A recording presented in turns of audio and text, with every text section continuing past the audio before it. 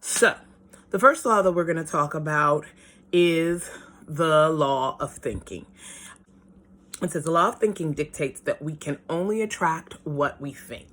By changing your conscious thought patterns, which is your ruling state, you will allow yourself to effectively change the result to what you want. How far a person can go or how great the success a person can have depends on the thinking. Of course, this is number one. As you can also see, it relates to the law of attraction in terms of radiating and projecting an energy that pulls things back to you. But I think it really cuts to the core of what we need to be focused on. And that focus is your thoughts rule everything. In the meta anything space, meta is thinking about thinking. So, of course, to me, in first law of metaphysics, first universal law, get your mind right. You have to get your mind right. So many of us have been trained to use our imaginations to terrorize ourselves. And the way in which we keep ourselves safe is to think of something good. And sometimes that's not even a conscious thought, it's a gift from the universe. And the minute that happens, our active conscious brain goes into chopping the idea down to size, pointing out every reason why this is not going to happen, why you don't have the money, why you don't have the aptitude, why you don't have the resources, why nobody's gonna buy it, so that you can, come back down to where you belong. Not that that's where you belong, but, our brains have a set point and we have a set vision for where our success can go. And our body is always seeking that homeostasis. So when you get divinely inspired with an idea and thought pattern, it can be an almost negative yet self-protective attempt for your consciousness to jump in and cut it back down to a size that would either fit the life that you're living or to pretty much cut it down to the point where it's like, you're not even living like this. I don't know how you in your space with your everything that you have going on could even possibly hope to put this out. So you dismiss the idea. And it's funny because everything that I'm talking about right now are processes that seem to be invisible because the idea pops into your brain, usually coming down through that open portal here, crown chakra, and just how energy and ideas and motivation works. And then it's quickly chewed up and spit out for some of us. The point and the goal of activating the law of thinking is that, as I have said from one of my newest teachers, Mary Morrissey, she's the first person who I've heard say it this way, though it's a known fact, everything is created twice. First in the mind, then in reality, which definitely embodies what we're talking about with the law of thinking. So, whatever you're creating first in your mind and holding a vision for, even if you're holding your breath in terror and fear of it occurring, that's usually what gets into your system and then becomes projected out as what you're attracting. So it is our job, and January is a perfect time to think about it, to clean up our brains and to clean up our minds and to clean up our thinking. If you are busy thinking about doom, doubt, worry, all the health conditions that you have, or bank account is on a low number and all you can do is keep looking at the bank account and looking at and talking about how broke you are, how much money you have.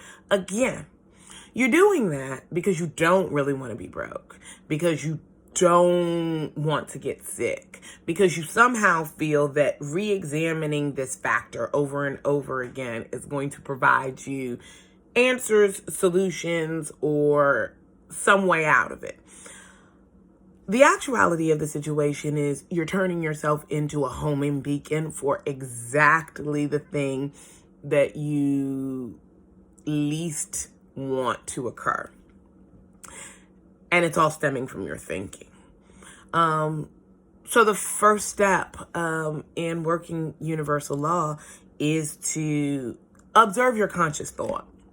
Observe when you are having thoughts that ultimately aren't in keeping with the reality you want to see happen for yourself. If you got $50 in your account, but you know you need $600, don't keep checking the bank account. Don't keep talking about how little money you have, or keep looking at that and saying you wonder how it's going to happen, or, oh, I hate that I'm broke. Turn your thinking towards the desired state of being. It's a simplistic statement. It's not always simplistic to do in life, but turn your thinking towards the outcome you want to see happen. You probably want to see the $600 in your account. I didn't tell you to turn your thinking to finding someone who will give you $600. I didn't tell you to turn your thinking to finding someone to give you a loan. That's not what I'm asking, because those are actions that you're taking that don't have anything to do with the thought process. Because in actuality, going to find someone to get the loan or going to do all of those things, the underlying thinking behind that is, the universe doesn't support me. I don't know where this is coming from. I'm all by myself. I've got to do it on my own. What I'm asking you to do, and what the law is asking you to do, is to turn yourself, your ideas, your mind towards thoughts of goodness, of abundance, of what it is that you want to attract, and to embody becoming more of a homing beacon for that. So, again, this is what I'm saying is somewhat simplistic. I am not saying it all. I'm not saying as a life coach or as a trained therapist or as a regular human being that this is easy. But it requires you to be metacognitive. It requires you to learn how to think about your own thinking. It requires you developing a practice of prayer and reflection and quiet time, or meditation, however you want to call it, in order to be able to get enough perspective on yourself and on what's going on with you that you can actually hear when your brain is at a place where it's kind of rattling off these thoughts, so that you can jump in and be like, hold the phone. That's not what we're doing right now. That's not where we're going. That's not what we're going to be thinking about. So, I say all this to say we could spend a month working on the law of thinking, and still have more to go. But our mind is our most powerful tool. And as I've been rereading Think and Grow Rich, but actually with a new version, Think and Grow Rich, The Black Choice by Dr. Dennis Kimbrough, who is continuing Dr. Napoleon Hill's work. He reminds us in that book that pretty much everything that we get that is of value to us comes for free. Our heart to beat, our lungs to breathe, our mind to think.